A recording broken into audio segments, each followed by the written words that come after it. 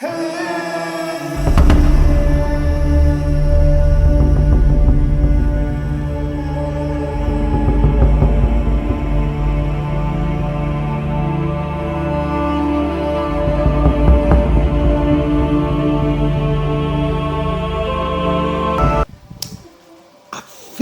that I've wasted so much of my time, and as listeners to my channel, by implication yours, in responding to the accusations that magic is here and therefore shirk, justifying my own interest in exploring magical texts and Islamic science and in sharing them with you.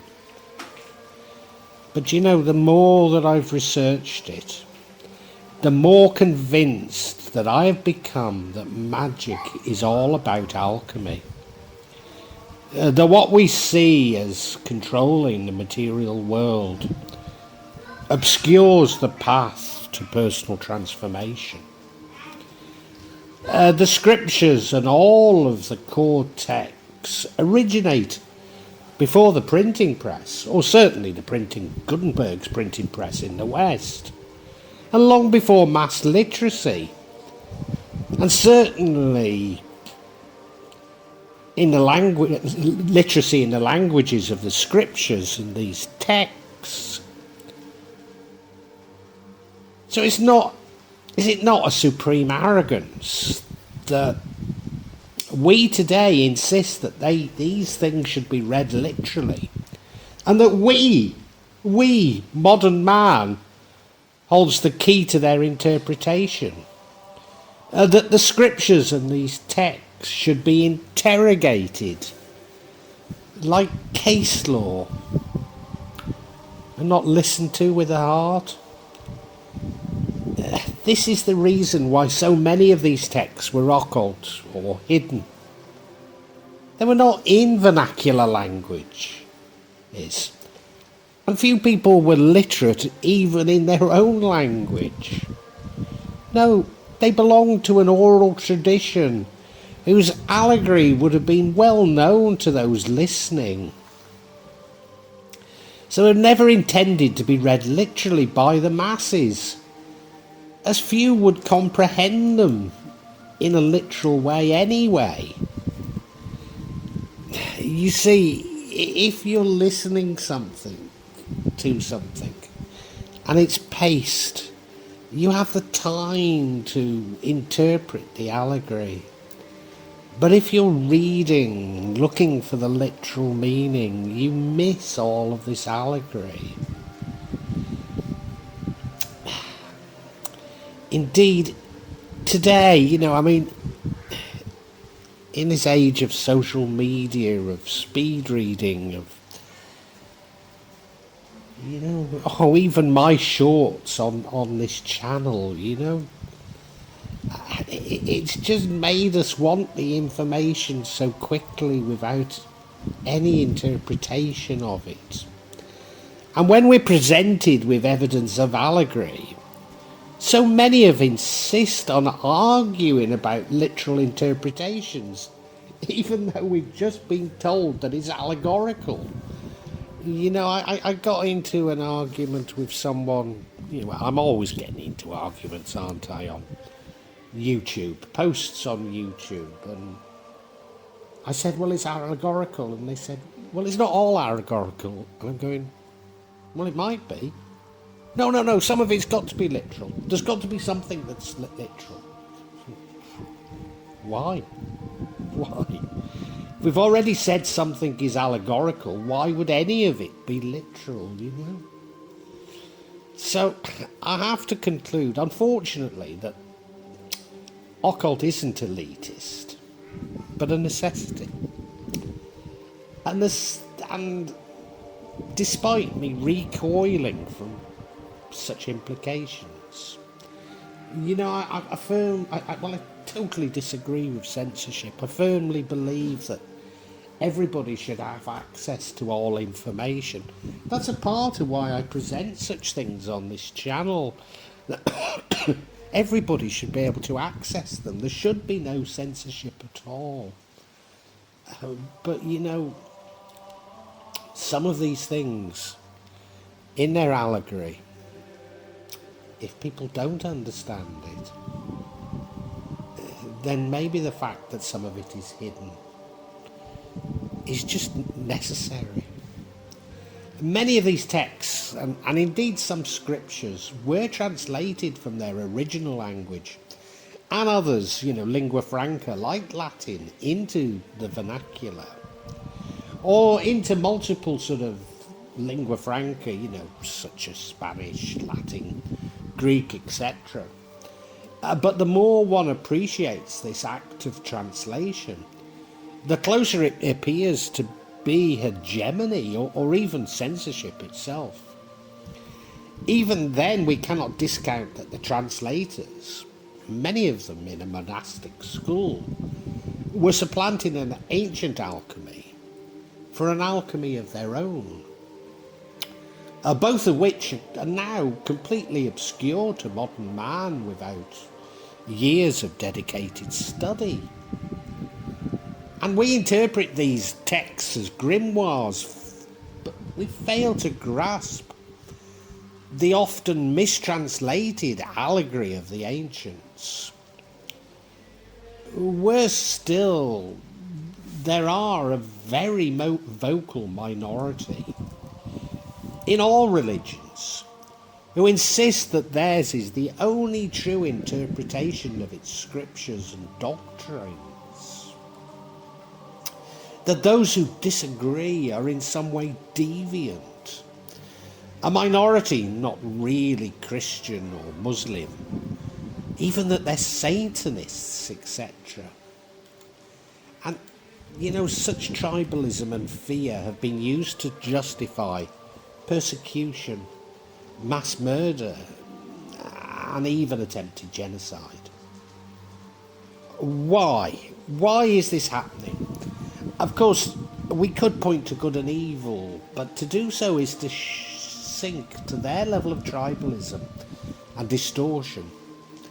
No, whilst they may have been manipulated by the powerful and powerful forces to justify the existing power relations in the world, and many of the accusers are simply fearful of what they themselves don't understand, are basking in their own darkness of being removed from God, consoling themselves that the more they accuse in the name of God, the more likely they are to please him.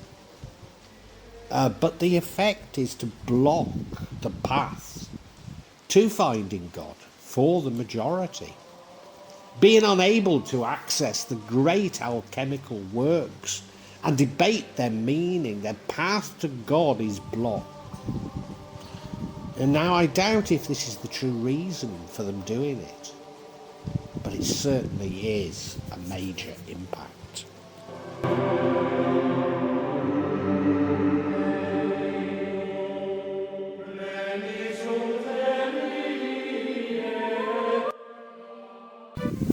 Please forgive me, for it's not my purpose to hide even occult wisdom from you. Yes, I am being a little obtuse, for I'm trying to seek to explain both the general and specific, and rarely can this be achieved concurrently. So let me take a broad brush to what I'm trying to explain, a broad brush which, by its very definition, paints over the detail of the fine brush. So much of the knowledge that I speak of comes from the Hellenic world, and this would include Neoplatonism, Ptolemy's Cosmos, and in this vlog above all, the Alchemy of Hermes Trismegistus. This knowledge was lost to the West, if indeed it was ever really accessible, with the burning of the Library of Alexandria. But with the Muslim conquest of Alexandria, some fragments were discovered. These were translated by Al-Kindi and his colleagues into Arabic and sometimes Persian in the House of Wisdom in Baghdad. And whilst preserving this ancient wisdom, they also added to its mystical misinterpretation. After all, ancient knowledge, translated by Mohammedans, has to be evil. Slowly these translations made their way to medieval Europe, often via Muslim Andalusia, where they were further translated into Castilian and Latin. And it's these translations, and indeed their subsequent translations, that I contend to have completely altered the purpose and meaning of so many of these texts. But it was the rediscovery of this wisdom which did indeed lead to the Renaissance. Such a paradox that deeply allegorical texts on alchemy should give rise to a rationality which defined all of God's creation as machines. But like all of man's culture, the thesis and the antithesis are never far apart. Indeed, to borrow from Ibn Arabi, these are Allah's shadow. No wonder we misinterpret that which resides in the shadows. For what is culture but a camera obscura of Allah's love?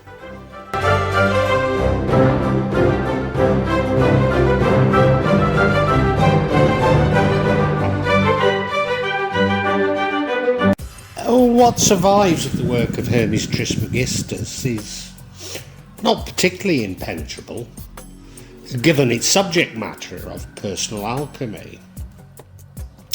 That is, a personal transformation to become a whole, a transformation of self-understanding. Although it has been much misinterpreted, even today, for example, by the New Age. But there's a long tradition of interpreting personal alchemy as alchemy, then splitting it as either magic or chemistry. But to accuse Ibn Arabi of misinterpreting Hermes Trismegistus marginalises the greatness and the great impact of Ibn Arabi himself. For he took the concept of personal alchemy, Ptolemy's cosmos and the Neoplatonist philosophy and merged these with Al-Qu'ran, creating something new and unique in itself.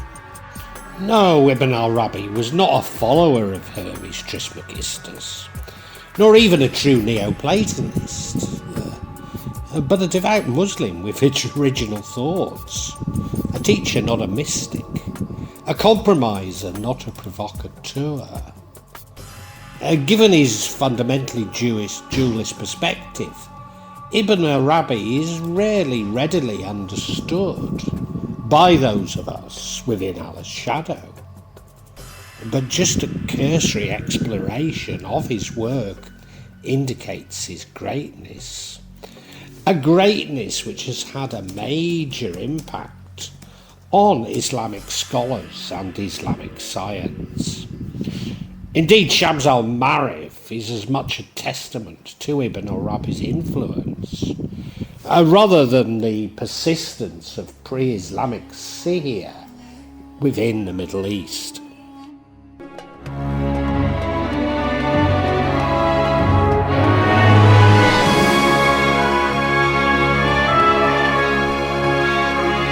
For Muslims, the Arabic alphabet has deep mystical meanings, in a similar way to how Jews see Hebrew.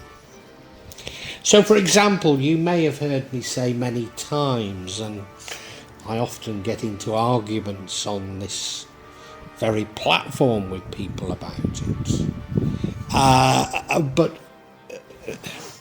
short quotes of an English translation from Al-Qu'ran isn't the Al-Qu'ran at all. Al-Qu'ran is in Arabic, and it's meant to be chanted in Arabic, hopefully with others. So dissecting it and translating it completely changes it. So as I say, we see it as mystical, and Huruf is the science of the letters. But Ibn Arabi takes this interpretation far further than simple Huruf, to include the language itself and the meaning not only of the letters and their numerical associations, but the very shape of the letters themselves. For example, the A is Alif in Arabic, but it's silent, it's invisible.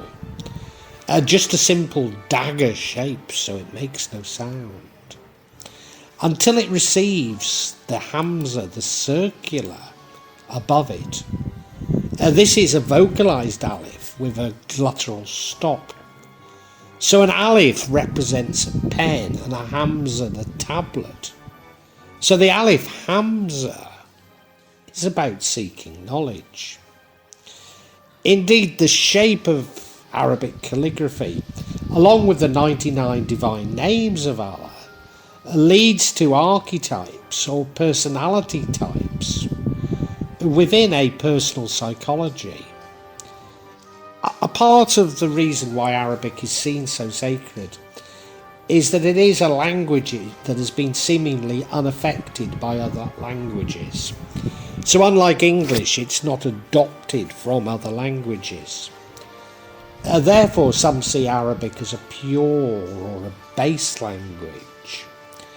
But of course, the other reason is that it was the language that the Angel Jibril dictated Al-Qu'ran to Muhammed in. In fact, Ibn Arabi uses multiple metaphors with the Arabic language, including the meaning of the letters, the shape of the letters, the order of the letters, the sound and rhymes of the words. Indeed, much of that he taught employs poetry. So many of these metaphors have become lost to us.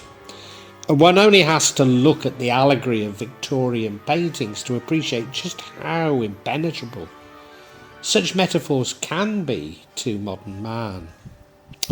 A full explanation of the meaning of metaphors would be a huge undertaking, but to provide some idea, here are some important illustrations.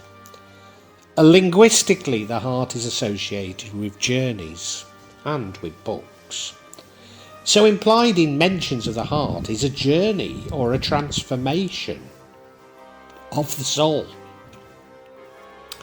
And that implied in this is self-knowledge. Concepts that are absolutely central to Ibn Arabi's teachings. But he can simply imply this by pointing to the heart. Ibn Arabi writes, the mirror is mineral, horse, angel, human, and you are the image. So the mirror is all kinds of beings and entities. There is a radiating light which emanates from Allah, and it hits the mirror to create an image. But this is simply a shadow of a part of Allah's cosmos. The seen world emanating from the unseen.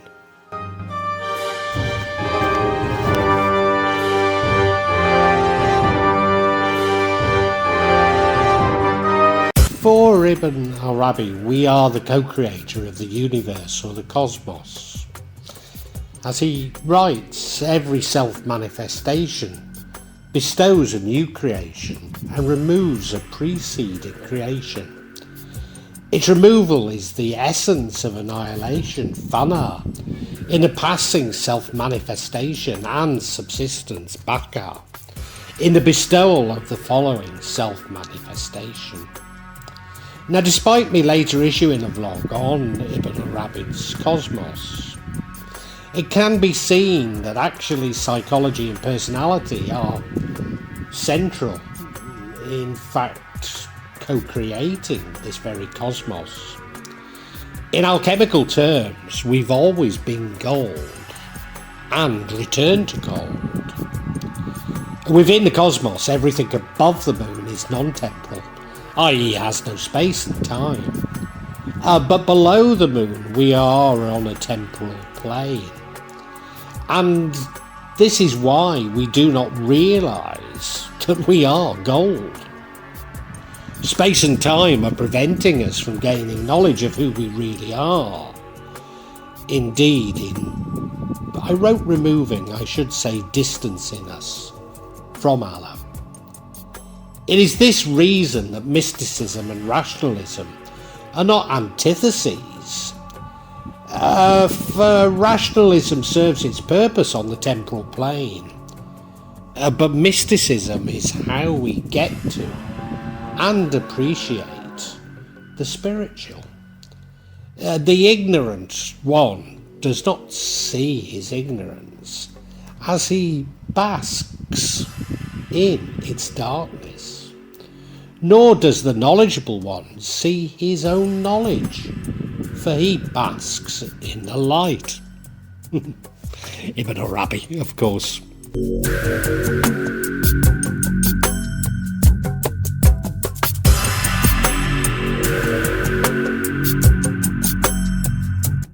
The 167th chapter of Ibn Arabi's Futuḥat is called The Alchemy of Human Happiness. Whilst his explanation of personal alchemy can be found throughout his writing, the Alchemy of Human Happiness contains a summary of his alchemical preoccupation. Within Islam, alchemy is seen as coming from Hermes Trismegistus, who is equated with the prophet Idris. And nevertheless, the alchemical influences appear to contain Chinese, Babylonian and indeed Hellenic elements. Notwithstanding such influences, the primary concept behind Ibn Arabi's alchemy is that ascending to form a oneness with Allah. This is a concept which is clearly influenced by the Neoplatonic returning to the one, or at least the nous. So alchemy provides a psychological guide to making the personal transformation required to return to Allah, an ascent that is physical, spiritual and divine. In fact, the mystical nature of this transformation, Ibn Arabi actually sees this as a very mundane experience. Maybe this is a warning not to overthink. And Ibn Arabi himself says, the self is an ocean without a shore. Gazing upon it has no beginning or no end, in this world and the next.